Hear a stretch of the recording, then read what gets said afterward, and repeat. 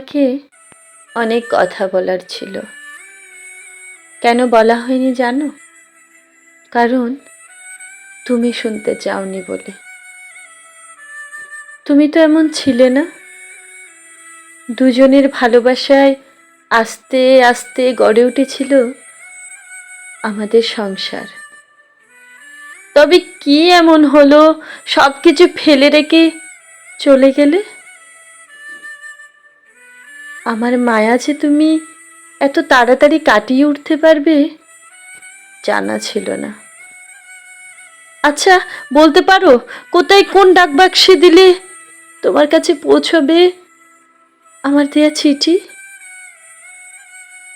তুমি খুব ভালো আছো তাই না? কিন্তু তুমি যে বলতে আমাকে ছাড়া তোমার এক মুহূর্তও চলে না, তাহলে কিভাবে এতগুলি মাস আমাকে ছাড়া তোমার চলে? কত কথা জমানো ছিল, কিছু বলা হয়নি, কারণ